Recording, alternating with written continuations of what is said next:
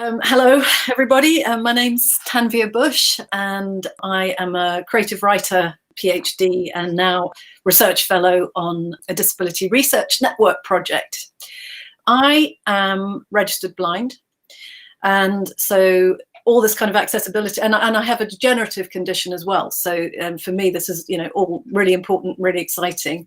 There's only 1 in 7 visually impaired people in UK of working age who are actually in work.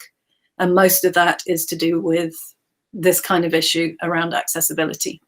So what is really useful, even if you don't have a visual impairment, is the way that people might describe themselves, or how there's a kind of ice-breaking thing about saying, hello, I'm a white middle-aged woman. I am wearing a black jumper over a kind of, I'm not sure of the color, but I think it's greeny top, and I'm hoping it's matching the ends of my hair, which are also kind of greeny blue. Yeah, so that really helps. And it also helps for anyone who might have internet issues, might only be listening and not sure kind of whether you're male or female, or whether you don't have a gender or whatever. Sometimes it's nice how people describe themselves. Am I a they, them? Am I a she, he, or whatever. It's quite useful. It's an icebreaker. It's very, very useful for anyone who has sight issues. So passing back to Stuart. Okay, thank you, Tanvi. And so if I can audio describe myself as well, I am a white man in my early 30s, and I have brown hair that was ginger when I was young, but now it seems to have just gone brown. And I'm currently wearing a white t-shirt and a grey jumper on top of that as well. And I'm currently in my bedroom, which is the ceiling you can see behind me, if you can see the screen.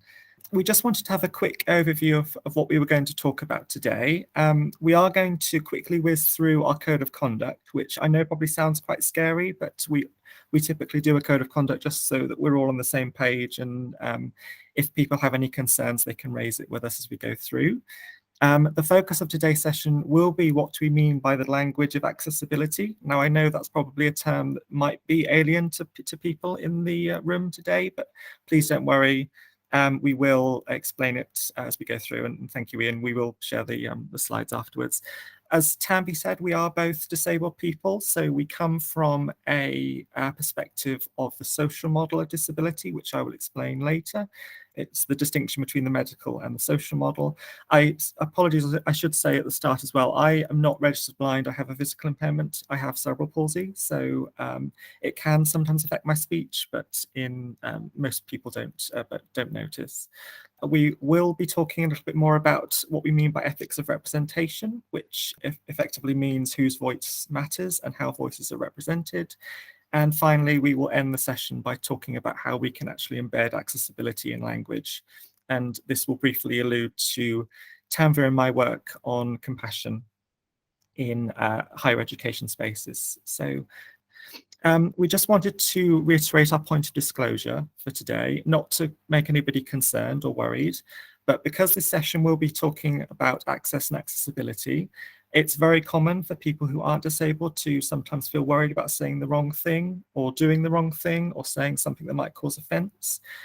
Please don't worry about that today. We are all learning together. So we hope that actually, if you aren't sure about the correct terminology, please just say, and we will correct you if somebody does think of an alternative phrase they can use. But if you do feel uncomfortable at any time, that's absolutely fine. Just please feel free to just sit back and observe, and we will be open to talking about any anxieties that you have or concerns that you might have during our workshop sessions that we will talk about shortly, and indeed after the session as well. So for our code of conduct then, first of all, we just wanted to highlight some ground rules that we like to put in place. Again, not to cause any concern for people in the space, just so that we're all on the same page. Tanvi and I ask that everybody respects accessibility and communication needs, but crucially, we don't ask anybody to prove it. We as disabled people typically always have to justify our impairment and say what our needs are, but this is a space where we try to be inclusive and as accessible as we can. We do recognise that everybody will communicate in different ways, and that we encourage everybody here to engage in whatever way they feel comfortable. We will have a short example at the moment, in a moment, about the use of Google Chat, which sort of highlights this point. We do ask that while it is a safe space and we are open to talking about language, and particularly people who aren't sure of the correct terminology, but we do ask if wherever possible, you avoid from using slurs or derogatory terms, which I think is a given for everybody in the room anyway. And crucially, as we come from disability studies, we recognise that disability studies and inclusivity can't occur without anti-racist movements and LGBTQ inclusiveness as well. So it's important that we state our point there. And finally, we disabled, Tanvir and I, we identify as disabled people, and we prefer the terminology disabled person over person with a disability. Now, we will come on to what the terminology means, the distinction later on, but we also recognise that other people might choose different terminology, and that's absolutely fine. But regardless of what terminology we use, we do recognise the social model of disability, which again, we will mention in a moment, because this is absolutely essential to where we come from in our work. So I hope all that's clear. Before we get started onto the actual workshop of today, we've said this already, but we just wanted to reiterate again that Tanvir and I, we are both disabled activists and writers and researchers at Bath Spa. We are particularly interested in research that demonstrates the power of all our voices, particularly for people who come from underrepresented groups. And if nothing else from today, we want you to all recognise and acknowledge that we all bring strengths and a wisdom and a perspective in our voice, and that your voice matters. So we know that typically underrepresented groups do feel silenced a lot of the time. We hope that through attending this session, we will all begin to recognise that we all have a power in our collective voice, and it's all important that we show our collective voice and the power of voice together. So language of accessibility, which is obviously the focus of today's session. Again, it's a term that people aren't very familiar with, but put very simply, it effectively means that it allows us to communicate in ways that everybody can understand. So that doesn't necessarily mean verbal communication, it can mean any form of communication. And now accessibility typically encompasses a number of different factors, and we've presented 4 on the screen, which I will talk about in a moment. But we should stress that these 4 examples that we've included are by no means exhaustive. There are lots of other ideas around accessibility that you might want to consider, but obviously these are the 4 that we think are particularly important. So the first is what language is used. So this is about the terminology that people use. The second is about how language is presented. So this refers to actually how the text or communication is presented. So that could be verbal or written. Third is what is the meaning behind the language used. So this refers to actually how disability or accessibility is viewed by the people that are communicating and the people who are listening. So that is a distinction of what words are actually used, but actually the meaning behind it. So in other words, we could use the correct terminology or terminology that people find accessible, but actually if there is a difference in meaning or interpretation behind that language, then that can cause some difficulties and some challenges. And finally, how people are included in language. So this means ethics of representation, which effectively means how underrepresented voices are heard in communication. Because you can see that all 4 of these elements are really crucial for accessibility and inclusion. And I will talk about each of the 4 in more detail. I will whiz through this first slide and the second slide, because I imagine when we think about accessibility, these are things that people are typically aware of, and we will move on to talking more about the final 2, which is when we were going to be doing some more workshopping discussions. But what language is used, we all need to recognize that language needs to be understandable to whichever audiences we are interacting with. So that doesn't necessarily mean disabled people, that can mean any group of people. But Tanvir and I, we should stress that as disabled people, we make a point that disability and disabled people are the only characteristic in society that includes every other protected characteristic. When you think about what disability is, we can't just be disabled people, we have to be disabled women, we have to be disabled men, we have to be disabled people of color, we have to be disabled white people, it can be anything. And disability is the only, as I said, the only characteristic that includes every other protected characteristic. So if we get disability right, we get everything right for every other group as well. So things that are very common in disability studies in terms of accessibility and inclusion are obviously being clear and jargon-free. So that effectively means that we try and simplify our language wherever possible, because simplifying does not necessarily mean that you're giving less information. It just means that you're presenting it in a more straightforward way. We as academics love to use acronyms, but we should stress that acronyms are very inaccessible for a lot of people if we don't understand what the acronym is. So if you do want to use an acronym, please use it sparingly. We also need to stress that we need to pay attention to non-native speakers. So doesn't just necessarily mean people with English as a second language, but it also could mean people that identify as deaf and use signage, because it basically means that the spoken English language is not their first language. And we also need to recognize that words that are inclusive, but also contextually relevant and culturally appropriate. So we know that certain words that are appropriate in certain countries will not be appropriate in other countries as well. And finally, we also have to be very aware of the interpretation of our words as well. So we need to recognize that tone of voice can evoke a very different meaning if we're loud, if we're quiet.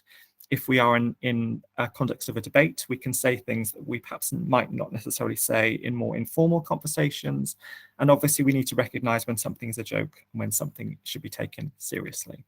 So you can see just what language is used can make a very powerful difference in terms of how disabled people, or indeed any minority group, are included. Moving on to how language is presented. Again, this is probably the one that people think of most commonly when they think about accessibility. But it's not just the words and how we converse, but also in what format we converse as well. So for instance, we know due to COVID that how we converse with other people has changed very radically from face-to-face to online learning. But we also need to recognize that however we choose to communicate with someone, each brings their own enablers and barriers that other people might not necessarily be aware of. So at this point, Tanvir, I wondered whether you wanted to say a little bit about the use of Google Chat as we're talking about font and font size and color. Thanks, Stuart. Yes, so obviously, both for people with visual impairment and some neurodiverse people, font and color is really important, and how spacing on a page as well, spacing on PowerPoints, information on PowerPoints. And generally, when we go into these kind of new environments, people use things like chat very speedily, very quickly, and have long conversations. For a lot of people like myself, chat is not actually accessible or not easily accessible. Certainly it's not accessible for me during a meeting. I can go into chat and magnify it after, but during a meeting when I can see people chatting, you know, there's action and interaction going on, I feel that I'm not included. Also, people who might not read quickly, chat can also be really, really difficult. Anything else you want me to say on that, Stuart? I think that's everything for the moment, because we will be talking a little bit more about how we communicate just in our workshop in a moment. But as Tanvir says, we can be very aware of how we present language, so we can be mindful of size and volume and things, but that doesn't necessarily mean that everybody can participate in an equal way. So for instance, like the Google Chat, as Tanvir was saying, we assume that Google Chat might be accessible for many people, but in many cases it isn't. So next slide, please, Jenny. So this is the workshop task as more of an introductory one that we'd like you to engage with for maybe sort of 2 or 3 minutes or so. One thing that actually has been very beneficial for accessibility is, from a COVID standpoint, is that all of us are becoming much more aware of how to communicate with other groups of people in different ways that we might not have necessarily considered before. So we want just for you to maybe think to yourself for a moment, how have we all changed our communication in light of COVID, and what enablers and barriers are we aware of, considering what we've just said about the Google Chat and things like that. But also, we need to recognize that our communication, when we talk about online communication, has become very virtual and very visual in particular. So we can see already just how we are speaking at the moment is via a PowerPoint screen. So you're having to read the PowerPoint and you're having to listen to me talk. But we know that for many people that doesn't work. So what might the enablers and barriers be for alternative types of communication. So we just wanted you to have maybe a quick thought to yourself, maybe 2 or 3 minutes, and that gets you in a frame of reference to what we're going to be talking about in a moment about the social model. So should we take 2 or 3 minutes? Yeah. So. And I was just going to add into that as well with the enablers, you know, things that are really positive. Stuart mentioned that he's in his bedroom. We're all from all over the world. We're together. You know, for some people who might never have been able to participate in a workshop, they're here now. So think of the positives as well. 3 minutes, Stuart. And please do feel free to use the chat, even though I can't. Stuart will read to me, or Ian will read to me. Please do use the chat. The point is that we can work together on this to find solutions. Wonderful, thank you, Tanvir. And I see we've actually got some comments in the chat already, which is lovely. So I'll just read these out for everybody. Michael says that electronic braille displays can be sometimes very helpful. I thought that's really an interesting point, Michael. I've not actually used electronic braille before, so it's something that we need to look at actually for our research, Tanvir. So we'll make a note of that. And Esther's saying that MS Teams can have a translation tool that's live positive, whereas mask wearing can be negative. This is something that Tanvir and I speak a lot about. Is that if you're wearing an opaque mask over your face, it means that people can't, if you're trying to lip read, it means you can't lip read at all. And yeah, you have to multitask, and internet connections can be both very positive and negative, as it either can connect or highlight digital poverty. And this is an absolutely crucial point when we consider when we're engaging with disabled people, who we know that many of whom are going to be experiencing poverty at the moment. And Chris finally says, some of our immersive meetings, we found haptics interesting. Handheld controller vibrates when someone gets closer or shake hands or interact with virtual objects. And that's I didn't know that either, Chris. So that's actually a very interesting thing for us to talk about. So thank you, everybody. Those are really interesting points that gets us all thinking about alternative ways of working. And the reason why we talk about alternative ways of working is our next slide. So if you could move over to the next slide, Jenny.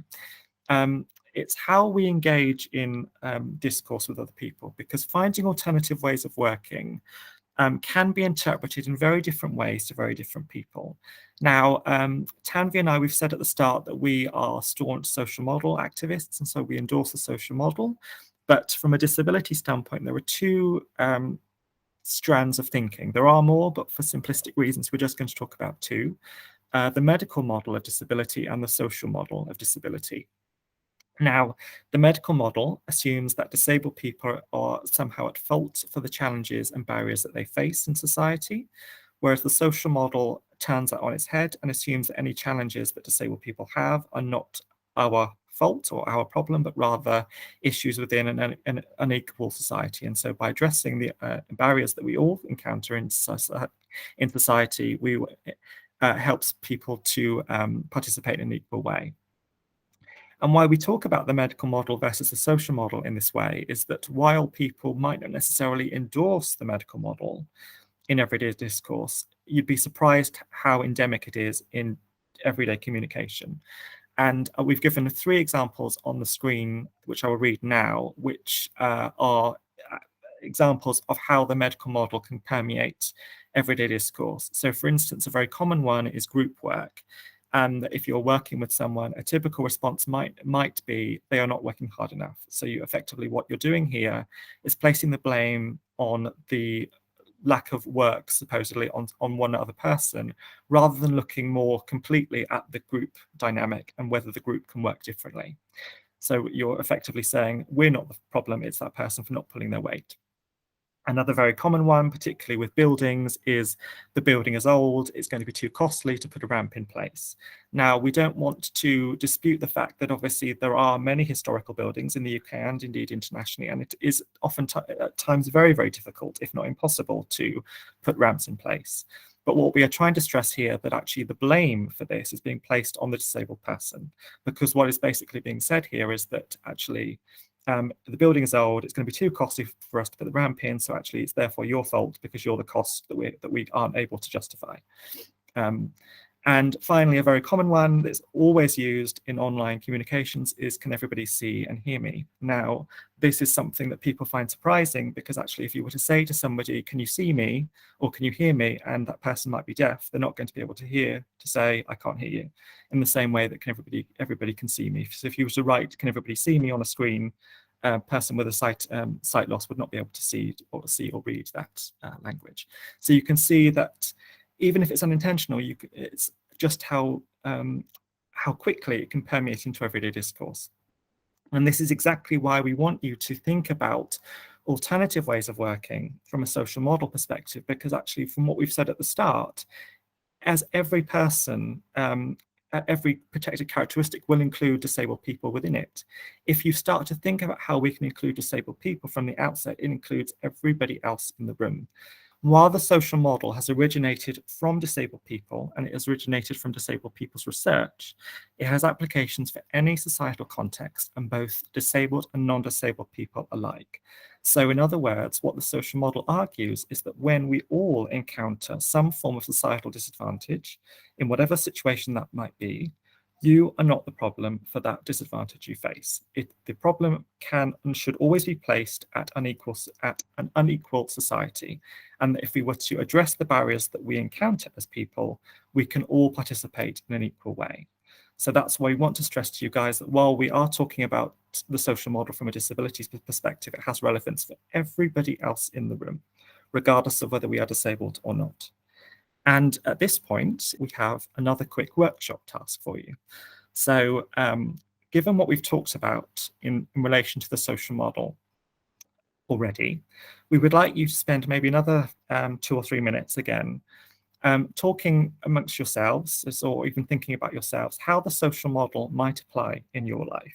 So for instance, are you currently encountering some form of societal disadvantage that you are thinking that actually you might have been thinking that you were the problem, but actually is there an alternative societal explanation that you can put to that situation? I'm sure there are many people in the room who will think, actually, yes, I've been viewing myself as a problem, but actually there is an alternative explanation. And if you can see how it applies to your life, can you also see where it might apply to others as well? So that might be disabled people, that might be people of color, that might be any group that you can think of. And so we'd just like you to have maybe take 2 or 3 minutes again for you to think to yourselves or in your groups how the social model can apply to your life and how it can apply to other people. I'm just going to read the chat because Esther's provided a comment as well. If you would like a few more minutes, just let us know and we can give you some extra time to think. But Esther has said things that people think are conventional or friendly may not be as universal as first assumed, e.g. shaking hands, looking people in the eyes, cameras on, etc. can be very exclusionary if insisted upon. I think this is an absolutely crucial point, Esther, so thank you very much for raising it. We, particularly if we are engaging online, we have certain sort of societally expected rules, but actually we don't often unpick the implications of those meanings and whether they actually are as inclusive or as accessible as we might like them to be. Now, we're not going to ask you to raise whether you've thought of any examples of how the social model impacts your life, because this is something that is quite personal to you. But we hope that actually, even if you weren't necessarily able to think of an example yourself, you're able to see how readily it can be applied to everybody's lives, regardless of whether they are disabled or not. And we will come on in a moment to talk about just how pervasive the social model, or indeed the medical model, can be in the ethics of representation section, which we will speak about in a moment. So could we move to the next slide, please, Jenny? Yeah, okay, we're talking about it now, which is great. So the ethics of representation, and the reason why we've included this PowerPoint is that I know Ian said that the majority of us are academics in the field of art and design, so it's particularly relevant given that what we're going to be talking about in a moment. But ethics of representation refers to how any minority group are represented in research, media, performances, whatever output we think of doing. Now, as social model activists, we argue that any minority group should be able to speak for themselves or converse for themselves if they are able to do so in whatever way is accessible to them. But we know that in many contexts and situations, certainly disabled people, but many other minority groups as well, are not able to communicate for themselves. And so as a consequence, it's up to our non-disabled colleagues, our non-disabled allies to tell our story for us. The problem with that, though, is that representation, if handled badly, can have very negative consequences for the groups we're trying to support. And this is exactly what we mean by the meaning of the language that we're talking about. So if we all come to a field of trying to support disabled people, but actually we view disability in a very medical model framework, we might be, for instance, reinforcing negative stereotypes that disabled people want to try and challenge. And we can see just how readily bad representation, so in other words, endorsement of the medical model, happens in society and what implications that can have for minority groups' ability to tell their story. So for instance, we've given some examples at the bottom, which I will read now, but it's very common to have either ignored, incorrect, or biased histories or biased stories. So we know that if a certain group are not able to share their story, we know that in a majority of cases, or certainly in a significant number of cases, their story just isn't told. So therefore, their story is not heard in everyday discourse. If it is told, it might be told incorrectly, or it might be told in a biased way. So in other words, the complete accuracy of the story is not being acknowledged. We know this happens very, very commonly, and certainly when it comes to disability representation in the media. So we know there are many, many examples of where this has happened. But a very recent and particularly provocative case that you might have seen in the news recently is the singer-songwriter Sia, who created a film called Music, which was about an autistic woman who was nonverbal. And it was played by a woman who did not identify as autistic, and the storyline included very controversial and provocative attitudes and behaviours that disability activists have long sought to challenge. So there were certain types of interventions that have long been debunked, but were seen as acceptable in the film. So this is an example of how, if representation was handled better, this type of story would not have come out. We know that certainly within political discourse, lack of ethics of representation means that certain minority groups are the hardest hit when it comes to austerity agendas and just general lack of positive change in politics. So we know, for instance, that certainly in the UK at the moment, the vast majority of people, so about 60 to 65% of all people with COVID who have died as a consequence of getting COVID were disabled people. So we know that as a consequence of that, it's because disabled people's voices are not being told in medical interventions and political discourse. And as I said at the start, it ultimately seeks to reinforce negative stereotypes. So we can see just how readily the medical model can be endorsed and what the implications are for disabled people and indeed any other minority group we are interacting with. And at this point, I'm going to pass over to Tanvir, and we will have a little bit of an informal joke with you guys about how some films that have shown very poor. Yeah. Before we talk about that, I just want to give also a personal, sort of experience. I was diagnosed with this eye condition when I was 19, and I came from a very sort of ableist background, and I was incredibly well read. I had, great opportunities in my education. I had nowhere to go with it, apart from the fact that losing your sight was worse than death. And in literature, that's the stereotypes of blind folk. First of all, you're either blind or you're not blind. There's no middle ground, when actually only 4% of people who are registered as blind are actually black blind or white blind. So I didn't know what to do with myself. I had absolutely no representation. I couldn't find it anywhere apart from in the most ridiculous films. So for instance, I've picked these three because I find them, they just kind of sum it up for me. First, of course, is Daredevil. So immediately that you lose your sight or any kind of sensory input, your other senses become super powered. And actually, it's true that you start to use your senses differently. So I have now hyperacusis. I have incredible sound sensitivity, but it doesn't mean I can save your life necessarily, unless I'm having a really good day.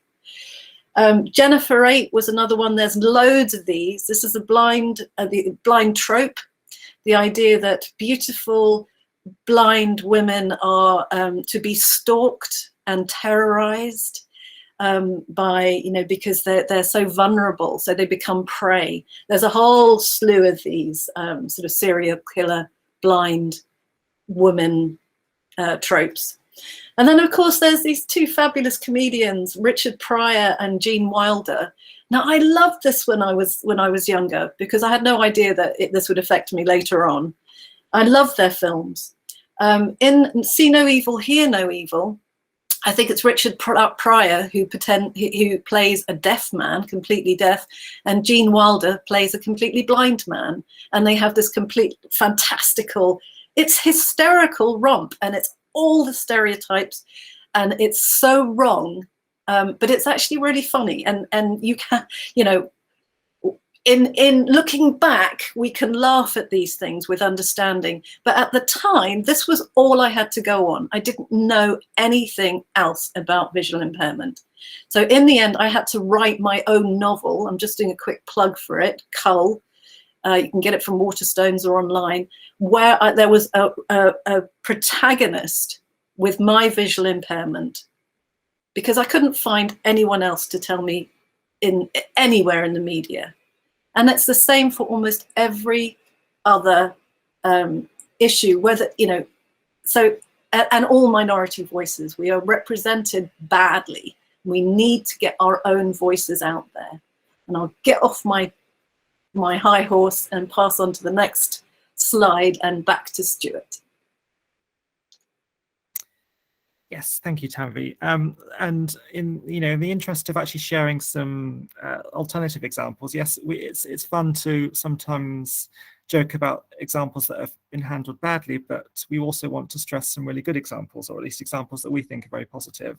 Now, again, this list is by no means exhaustive. These are just examples that we've selected, and actually people in the room might challenge our assumptions, and we're more than willing to be challenged on this as well. So we're not saying for any moment actually what we're saying is technically correct, because it ultimately is a subjective opinion. But to start off with a non-disability representation, example of positive representation was Black Panther. Now, this is a Marvel film that was played almost completely by Black cast, and it demonstrates the importance of Black superheroes in a way that hasn't been shown before, or at least shown as a visual way. There are other disability examples on the screen as well. So one of my personal favorites is a Netflix special called Special. And it's written by a guy with cerebral palsy, so we share a very similar level of impairment, and he's also gay. And it's basically a very funny program about his acceptance of his sexuality and trying to explore his sexuality as a gay man. So it's well worth a watch if you haven't seen it already. And another particularly good example is a film called Crip Camp. Crip being used in a positive way here. And actually it was created by the Obamas after they left the White House. So it's a film about disabled people in America and their fight for equal rights as disabled people, and which led to the development of the Americans with Disabilities Act. So it's well worth a watch if you haven't seen it already. And finally, a very current, what would you call it? Advertisement cause. It's a campaign, yeah. Is called We the 15, which is a brand new movement by disabled people, which developed as a consequence of the latest Olympics, where we stress that actually there are 15% of the entire world's population who are disabled, and we're not all superhero Paralympians, and actually we're just relatively normal people. And yes, we're not going to be training for the next Olympics, regardless of whether people would like us to or not. So you can see there are some really good examples out there if you know where to look. So next slide, please, Jenny. And for this final workshop task, so maybe sort of 5-10 minutes or so, we would like you to think about what we've talked about already so far in this session, and think a little bit more about how underrepresented groups like disabled people have been presented in the media, or indeed in research. You might have actually want to reflect about your own research if you've engaged with research with underrepresented groups before. Are you aware of any good examples that you've encountered in the media or indeed in research? Have you encountered any examples of things that weren't so good? And if so, why do you think that? But also, if you've got some good examples, why do you think they're good as well? Because actually your opinion might differ to somebody else as well. So it's all, we're really interested to hear your thoughts and ideas in this. But also in demonstrating social change, any form of representation can be improved in a positive way. So even when something is deemed to be good, that doesn't necessarily mean it's perfect. So there's always things that we can do differently to improve something. So how do you think that your examples that you've listed can be improved upon? And that might be to develop the social model argument we've talked about already. So should we have 10 minutes, Tanvir? 10 minutes, yeah.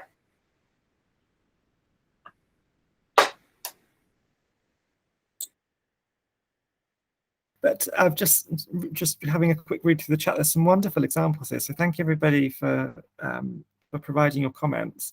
I don't think I'll be able to read them all, but if I can just find some interesting examples. So so there's a heart and soul organization who've advocated and created good evidence for the power of the social model. So thank you very much for that, Michael. And you've also written some papers. So I will take a read of those after the session. So thank you very much for that. There's a piece of work on VR and blindness, which looks absolutely fascinating. So I'll give that a read as well. Esther talks about animation Harvey Crumpet by Adam Elliott. I haven't actually seen that one either, so actually I need to have a look at that one. Shanice talks about good representation, fundamentals of caring, not so good representation, the witches. Yes, I agree with you. Certainly the more recent one with, can't remember the name of the actor, but yes, it was ridiculed for concerns about disfigurement. And I noticed there was another one about the James Bond film as well. So this is an ongoing complaint about the James Bond films, is that facial disfigurement is used to perpetuate villainy and evilness, which unfortunately was shown very clearly in the latest James Bond film as well. I won't spoil it for people that haven't seen it, but yes, it comes up as an ongoing discussion. And Laura talks about Benefit Street and Big Fat Gypsy Wedding, and documentaries about Tourette syndrome. I think there's some really wonderful examples, and so we will share the examples as Ian says in the chat, if that's okay with everybody.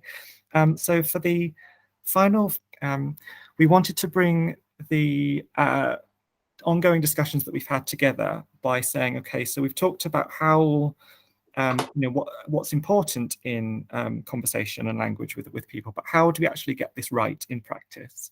Because we said at the start that many disabled people, regardless of whether we're disabled or not, feel worried or anxious when we are communicating with underrepresented groups, particularly if we are concerned about saying the wrong thing.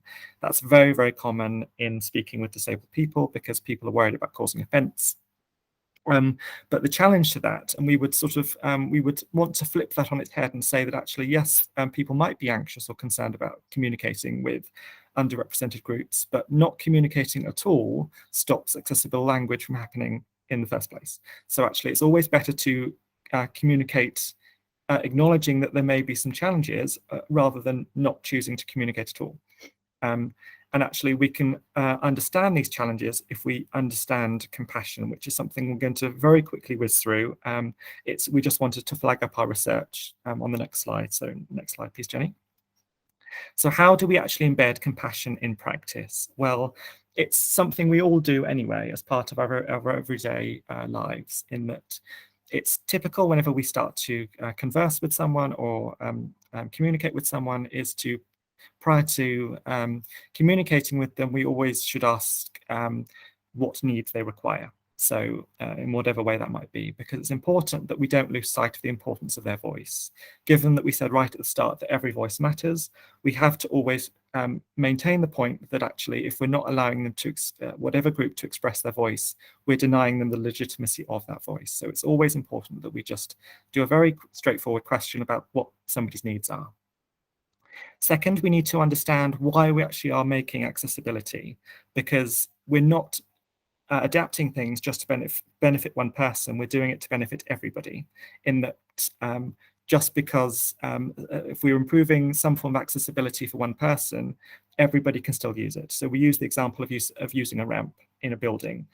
Everybody can use a ramp to get into a building, but not everybody can use stairs.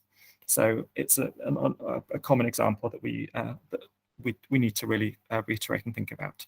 And by doing that, we are starting to think in terms of a social model lens rather than a medical model lens, where the one person that we're making the changes for is the problem. But also, finally, be opening to having your practices challenged. And this is what we said on the previous slide. So access and inclusion is never something we can always get completely right. There will always be something we can learn from, and there'll always be something we can develop. So actually, it's very rare that we get everything right perfectly. And I'm first person to admit that Tanvir and I have probably done something wrong today. So if we have done anything wrong today, we are absolutely mortified, and we genuinely apologise for any problems we might have caused. But we hope I'm not mortified.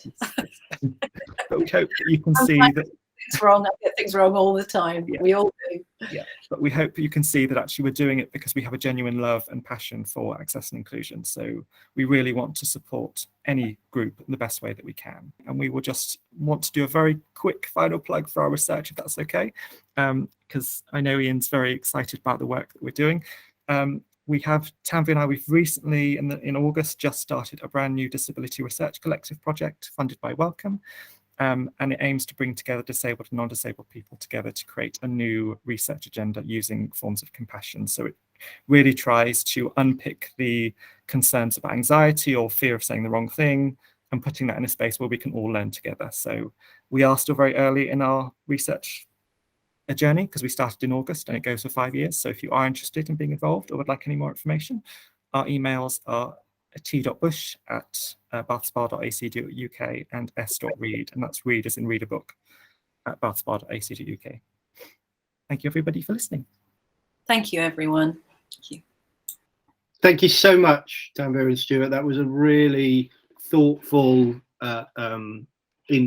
participatory hour, which I'm really pleased that's sort of set a framework, but also a challenge for us as a project that has, you know, accessible in our title, that we can live up to that, and also the value of inclusivity, that everybody benefits. And I think that's a really important lesson. One thing I wanted to say, and I'd be interested in your kind of views on this. You mentioned at the end about the importance of challenging practices, and that I think is absolutely vital. We will be, each partner will be recruiting, selecting a group of 8 students who will work alongside us. These will be students who will identify themselves as having some kind of accessibility challenge, I suppose. So whether they are a disabled person or have caring responsibilities or technological challenges. And we see them as a really key part of the project, partly because they'll be helping us make decisions and trying out the software and the pedagogy, the pedagogical models that we'll be developing, but also to hold us accountable. Now, I'm very aware that that sometimes that sense of accountability can be pushed back onto underrepresented groups. That it's now your responsibility to call us to account, which obviously is important to allow that voice, but equally puts more labor and responsibility on them. So do you have any advice or guidance about how to ensure that that accountability is as inclusive as possible for a project like ours as we're sort of getting underway? I don't know, jump in here, but I would suggest a code of conduct that's made alongside the people and that is regularly revisited. I know that Stuart and I did some research early on, and of nearly 100 disabled people that we interviewed, 97%, am I right, Stuart, did not. Yeah. Yep. 98% did not trust universities. They felt that their stories had been used, and I found it myself. I'm often a participant. I always say yes to things, and then I find actually somebody's taken my story and they've dashed off and they've written a paper and I'm quoted anonymously, and it's a very strange feeling, and you're never revisited. You're never kept up to date, and you're not perceived as equal or as an equal on the research team, which is what we're trying to do with the Wellcome Trust, is to find a way forward that as you are doing too. But I think to start with a code of conduct that's built together is kind of the first step. Stuart, what do you think? And yeah, I would echo that point as well. I think it comes back to this compassion point that we were just mentioning, is that actually if we're able to, as a majority group, to say we are absolutely eager to learn, we want to get this right, it places the emphasis, the burden on the group rather than the individual, to say that we're here to support each other as a group rather than what can we do better, what's your problem, what can we do better. It's how can we all learn together. And that thing about making mistakes, you can't get around it. And it's really important to, because that's how we learn. But as long as we've got the code of conduct, we've got a compassionate, listening, safe space that we've agreed, those mistakes can be made and worked through. That's really helpful, and I'm pleased to say that actually we are already at work on a code of conduct, a code of collaborative conduct, as we're going to call it, which would apply to everybody involved in the project, regardless of whether they're faculty, technical staff, or students. So there wouldn't be any sort of hierarchy in that way. Trying to make it very positive and affirmative, although also clearly a kind of pathway when there are concerns and problems. And I think that point about reviewing it and sort of testing it, is it fit for purpose? Is there anything we're missing? Is a really valuable one. So thank you. I want to make sure that we do have a little bit of a break before the next meeting. But if anyone has any final questions or comments, I would say that Tanvir and Stuart aren't going anywhere as far as this project is concerned. In fact, because they've now got this big research project of their own, they can't hide. So we will be involving them in the training that takes place in February, and I think some of the ideas and points that have come out here, not least with Mick and Chris talking about some of the technological projects they've been working on and how those engage with disabled people, then I think that's something that could be mutually of interest. But thank you both for your time this morning. Thank you, everybody.